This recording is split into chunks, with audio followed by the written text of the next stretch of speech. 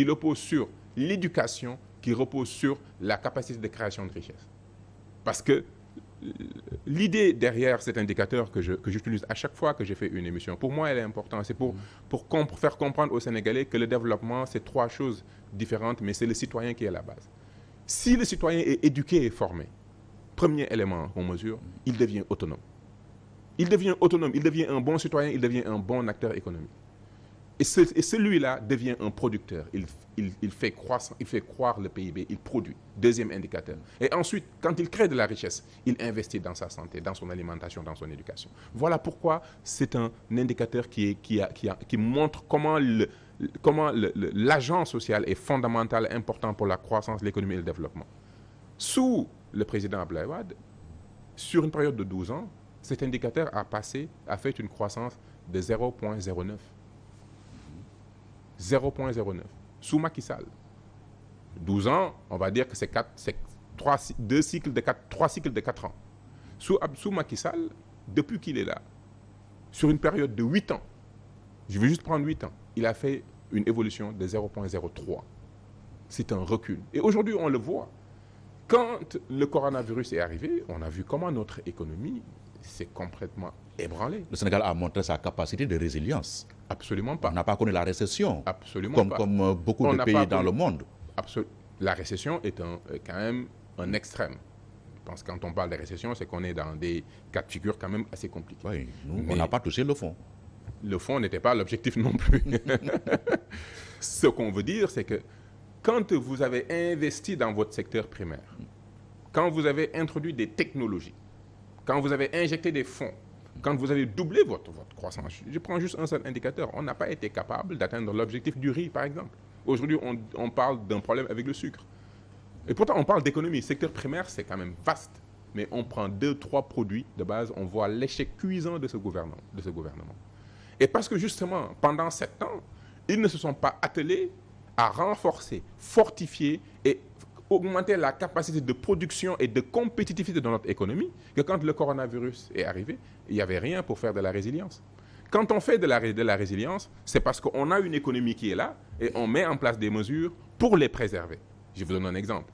Quand j'étais banquier financement des entreprises au Canada, quand le coronavirus est arrivé, ce que le gouvernement canadien a fait avec sa banque centrale, c'est de dire toutes les entreprises qui aujourd'hui ne peuvent plus avoir d'activité, à travers vos états financiers, je vais calculer vos charges fixes, loyers et salaires, et je vais vous donner un financement pour couvrir ces dépenses-là pour une période de 6-1 an, le temps que la crise parte. Et ça, c'est de la résilience. Au Sénégal, le gouvernement a mis 1000 milliards sur la table. Ils ont mis 1000 milliards sur la table, oui. Mais nous savons qui a encaissé ces 1000 milliards. Vous avez entendu les scandales extraordinaires, des choses qu'on ne pouvait pas imaginer qu'un régime pouvait aller jusqu'à faire des problèmes de malversation, un scandale énorme sur de l'argent aussi fondamental, aussi nécessaire, sur de l'urgence. Oui, mais ces 1000 milliards témoignent de notre capacité de résilience. Non, absolument pas. Ces 1000 milliards sont un montant. Est-ce qu'il y a eu résilience? Ce que je vais vous faire comprendre, c'est que pour qu'il y ait résilience, il faut d'abord qu'il y ait eu une économie fortifiée, existante et qui fait de la croissance réelle qui provient depuis nos territoires, depuis nos PME, PMI. On a entendu les acteurs de l'économie qui aujourd'hui fustigent l'état du gouvernement. Le gouvernement leur passe des commandes qu'ils ne payent même pas. À plus forte raison, les subventions, les financiers ou les appuis. Donc nous savons que pendant 7 ans, ce régime a préféré être dans les grands projets spectaculaires comme TR et toutes ces choses-là qui n'ont pas un impact direct sur notre économie. Encore une fois, mais utile pour les populations. Attendez, on parle d'économie. Prenez le riz, prenez l'oignon, prenez le sucre, c'est des échecs cuisants. Prenez l'arachide, Sonacos est en train de partir en faillite. Prenez n'importe quel secteur, prenez la pêche. Nos pêcheurs sont en train de se tuer, de s'asperger d'essence et de s'entretuer uniquement parce qu'ils ont des problèmes d'accès à leur... C'est quoi? Les priorités ont été prises à l'envers. Mais les éléments de base, je ne parle même pas de dynamique économique complète, je ne parle même pas du secteur primaire, de tout ce qu'il y a à faire. Mais les choses qu'ils ont trouvées ici, les priorités sur lesquelles nous étions tous d'accord, riz, sucre, arachide, pêche, c'est des échecs cuisants. Quand on a ces échecs-là dans ces filières-là, on ne peut pas venir nous parler de résilience. Ça veut dire qu'on n'a pas été quelqu'un qui s'est battu pour que l'économie puisse avoir des acteurs puissants et forts. Et c'est ce que tout le monde a fait. La Chine s'est enfermée, ils ont construit des champions, et ce sont aujourd'hui ces champions qui sont à la conquête du monde. Quand on voit Yango, les Russes, mais c'est quoi? C'est une entreprise qui a été appuyée, aidée par le gouvernement russe, et aujourd'hui qui est à l'assaut de l'économie mondiale. Pour nous, les Africains, c'est toujours on sert les autres entreprises. La priorité, ce n'est pas le peuple sénégalais, ce n'est pas les entreprises sénégalaises. Quand on gouverne comme cela pendant 7 ans, et qu'arrive le coronavirus, on va prendre le choc à plein coup, on ne peut pas résister. Et ensuite, aujourd'hui, ce qui est incroyable, c'est que normalement, on prépare un plan de choc, on prépare un plan pour pas que les entreprises meurent durant cette période-là, et le meilleur moyen pour qu'ils ne meurent pas, c'est de les aider à supporter les charges fixes durant la période. Ils ne l'ont pas fait. Il y a beaucoup de gens qui ont posé des demandes qui n'ont pas eu de réponse. Ça a été fait de manière, comme d'habitude, clanique, la famille d'abord, et après pour le reste. Et une fois qu'on a été capable de bâtir une économie, qu'on a été capable de sauver les grandes entreprises durant ces périodes de crise, là, on peut parler de relance. Parce qu'on relance des choses qui ont déjà été lancées. On remet en selle des gens qui étaient déjà dans une course, dans une progression. On ne peut pas parler de relance aujourd'hui parce que Macky Sall ne s'est jamais occupé de l'économie de ce pays. Oui, là, vous dressez un tableau sombre de l'économie du Sénégal, mais il y a des chiffres qui ont la tête dure. Le budget 2023 dit budget solution, 6 400 milliards. Un taux de croissance projeté à 2 chiffres. Cerise sur le gâteau, la directrice générale du FMI qui dresse un satisfecit au président de la République pour son leadership. Cela signifie qu'on est dans un pays quand même où les finances publiques sont assainies. C'est pas votre avis? J'aurais aimé qu'à la place du satisfecit du directrice du Fonds monétaire, que ce soit plus les Sénégalais qui se disent on a tellement d'emplois, l'inflation a tellement été maîtrisée, le loyer est tellement accessible, la mobilité est tellement bien que du coup, on félicite le gouvernement sénégalais, le président Macky Sall. Ce n'est pas le cas. FMI, c'est une banque, c'est des fonds. Quand vous êtes un bon élève, on vous félicite. Mais est-ce être un bon élève du FMI et de la Banque mondiale, est-ce que ça veut dire qu'on est un bon élève du peuple sénégalais? Non. C'est pas bon signe? Absolument pas. Félicité par le FMI, et encore une fois, au moment où il félicite le président Macky Sall qui s'en gargarise, au même moment, ils sont en train de lancer une alerte pour dire que ça va être très difficile d'avoir du financement pour les années à venir. Parce que l'argent coûte aujourd'hui très cher, encore une fois. Et les États africains vont avoir du mal à avoir accès au financement. Et il leur dit, on ne pourra pas vous financer comme vous le voulez. Maintenant, il faut vous orienter vers les partenaires, vers les autres pays. Encore une fois, on est en train de favoriser des relations privilégiées entre États africains et des États des pays développés pour qu'il y ait des accords bilatéraux. Alors que nous savons tous que si nous voulons financer notre économie, si nous voulons tirer profit de l'économie, premièrement, c'est la souveraineté monétaire, notre capacité à générer nous-mêmes nos flux financiers, à pouvoir maîtriser le système bancaire dans ce pays et injecter des liquidités, avoir un taux directeur, pouvoir avoir ce moteur-là qui nous permet de réguler l'économie. C'est ça la souveraineté monétaire. Mais au-delà aussi, c'est faire de sorte qu'il y ait une compétition avec tous ces pays qui nous intéressent. Vous savez, aujourd'hui, le monde est devenu très bipolaire. Nous avons l'Occident, mais nous avons de l'autre côté le bloc de la Chine, de l'Arabie Saoudite, de la Russie. Aujourd'hui, avant, c'était bipolaire, mais il y avait un déséquilibre. Mais aujourd'hui, il y a une certaine balance. C'est dans notre intérêt à nous, aujourd'hui, de faire jouer ces concurrences-là, de tirer profit, de faire compétir ces entreprises pour avoir le mieux-disant en termes d'apport de technologie, le mieux-disant en savoir de taux d'investissement. Aujourd'hui, c'est la compétition que nous allons devoir rechercher et une souveraineté monétaire qui nous permet de pouvoir jouer sur les moments de l'économie. Oui, mais le fait de battre monnaie n'est pas une assurance tout risque. Ce n'est pas une assurance tout risque, oui, mais c'est un outil que tous les pays... Là, vous le présentez comme la panacée. Non, du tout. Je vous ai parlé de deux choses. Je vous ai parlé de faire compétir les autres économies pour nos intérêts et d'avoir une souveraineté monétaire. Et dans l'objectif de bâtir notre économie. Parce que la monnaie en tant que telle, sans une économie, ça ne sert absolument à rien. Nous devons bâtir notre économie. Et c'est la critique que j'ai formulée envers ce régime pendant les 7 ans où ils ont été là. Au lieu d'être focus sur l'économie de ce pays, ils ont été sur des projets politiciens. Et quand est arrivée la crise, ils n'ont pas été capables. Marcel a eu l'excuse de l'héritage également. Abdoulaye Wade nous promettait des lendemains sans salaire. Quel héritage? Héritage dans lequel il a été un acteur principal. Héritage dans lequel, de par son rôle de politicien, il a eu toutes les formes de promotion. Il ne faut pas qu'ils nous parlent d'héritage, ils doivent nous parler de responsabilité. Il est Abdoulaye Wade lui a responsable. laissé un lourd héritage quand même. Absolument pas. Il est responsable de tout ce qu'il a trouvé ici. Quand même, on parle d'un ancien Premier ministre.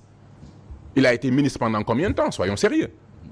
Il a été responsable. Encore une fois, deux notions qu'il faut faire preuve de responsabilité en politique. Il a été responsable. Il a été là. C'est pas pour des raisons économiques que Macky Sall s'est opposé à Maître Abdoulaye Wade. Soyons sérieux. C'est pas pour des options de gestion de nos ressources, c'est pas sur les questions de santé, d'éducation, de ressources humaines. Il ne s'est pas opposé au président Abdoulaye Wade pour ces questions-là. Il s'est opposé à lui pour des questions purement politiciennes. Donc qu'il ne vienne pas nous dire j'ai un héritage. Il a hérité de ce qu'il a réalisé lui-même. Il était la cheville ouvrière de toute cette activité, de toutes ces mesures. Jamais on l'a entendu prononcer une analyse critique sur la manière. Autant Idriss Seck, de temps en temps, on pouvait l'entendre critiquer quand il était PM, le président Abdoulaye Wade, mais on n'a jamais entendu Macky Sall critiquer quoi que ce soit. Donc qu'on ne vienne pas nous dire qu'il a hérité de quoi que ce soit. Il est responsable. Et aujourd'hui, il est irresponsable. Ce taux de croissance à 2 chiffres, est-ce que ça ne va pas remettre en cause tout ce que vous venez de nous dire là? Attendez, il y a un indicateur nouveau. Ce taux de croissance projeté de 10-11% environ, il y a 6%, c'est le pétrole. Donc si nous voulons faire une analyse correcte, il faut qu'on sorte l'indicateur nouveau, l'élément nouveau qui n'est pas encore arrivé anyway. Donc ça veut dire que si on prend le pétrole, on le met de côté et qu'on analyse cette croissance, on est autour de 4-5%. Voilà la réalité. Et voilà pourquoi on leur disait quand ils sont arrivés, attention, si vous voulez développer ce pays, il faut partir des territoires. Ce n'est pas pour rien que notre ouvrage que j'ai publié avec le président Ousmane Sonko porte sur les territoires du développement. Comment, dans cette mission que nous avons de développer ce pays, nous devons aménager, structurer, organiser nos territoires à travers une décentralisation qui comprend la mission de développement économique, comment mettre en place un dispositif de gouvernance qui dote de ce pays de 8 territoires qui doivent être des moteurs de croissance économique. Parce que nous croyons à l'économie réelle. Pour nous, ce pays avancera quand la condition et les revenus et la rentabilité des artisans changera. Pour nous, ce pays avancera quand nos pêcheurs feront partie des pêcheurs les mieux rémunérés, les plus équipés, les mieux encadrés et qui aujourd'hui mettent sur le marché mondial des produits finis. Pour nous, ce pays avancera quand l'arachide ou ces produits que nous produisons, aujourd'hui nous arrivons à en faire la transformation avec des produits finis. Pour que quand un Canadien consomme un produit sénégalais, qu'il consomme un produit avec des valeurs ajoutées. Mais qu'il ne consomme pas un produit travaillé par les Sénégalais, mais qui a été transformé en Chine avec la valeur ajoutée et que c'est eux qui encaissent les dividendes les plus importants, mais pas nous. Voilà les vrais changements, voilà les vraies questions. C'est là où se trouve le défi majeur de développement de ce pays. Le défi de l'Afrique, c'est le développement, c'est l'économie, c'est l'organisation. Nous devons mieux nous organiser, mieux nous structurer, être plus productifs, avoir des meilleurs résultats. La politique politicienne ne sert absolument à rien. Tout ce que ça crée, c'est des tensions, c'est de la tristesse, c'est du temps perdu. Et c'est des choses qui ne nous avancent pas. Aujourd'hui, ce qui se passe avec PASTEF, ce que subit l'opposition. Aujourd'hui, même dans les journaux, on ne parle même pas d'économie. Aujourd'hui, c'est ces actes totalement incompréhensibles d'un régime aux abois qui aujourd'hui occupent le débat public. Alors que dans un pays pauvre, dans un pays africain, dans un pays où nous avons l'une des plus grosses mortalités, le débat, il est ailleurs. Le débat, c'est pourquoi les autres pays se développent et pas nous. Le débat, c'est qu'est-ce qu'ils font de mieux que nous? Qu'est-ce que nous faisons et que nous devons changer? Comment faire pour que notre environnement change? Que quand on sort de ma maison, c'est un trottoir, un aménagement urbain bien pensé qui m'entoure, mais ce ne sont pas les ordures, ce n'est pas l'anarchie, la désorganisation. Ce sont ces questions-là qui intéressent les Sénégalais. C'est quand je sens un problème dans mon physique, que je me sens mal, que je suis malade, que quand je vais à l'hôpital, qu'on m'accueille comme il se doit, qu'on s'occupe de moi comme il se doit. Que quand je regarde un médecin sénégalais, je vois quelqu'un qui a été éduqué, formé, équipé pour s'occuper de ma santé. Voilà ce qui intéresse les Sénégalais. Quand on attrait un Sénégalais devant les tribunaux, quand il voit le procureur, quand il voit le juge des libertés, quand il voit le juge, qu'il ait le sentiment que ces gens-là, c'est moi qui les ai choisis. C'est moi le citoyen. Ce dispositif de justice émane de ma volonté. Aujourd'hui, ce n'est pas le cas. Ouais, mais et voilà le vrai débat. Occupe une place centrale dans le plan Sénégal émergent du président Macky Sall. Absolument pas. Absolument pas. D'ailleurs, ils se sont trompés de vision. Quand on demande à un homme d'État de décliner une vision, on lui demande de dire le comment de son plan. C'est ça, une vision. Une vision, quand vous exprimez votre vision, vous êtes en train de dire comment vous allez faire le développement. Quand par exemple, vous me demandez, moi je vous dis, je crois des territoires productifs, un citoyen compétent et un système économique au service du peuple sénégalais. Là, je suis en train de vous dire les choses sur lesquelles moi je crois pour qu'il y ait un changement.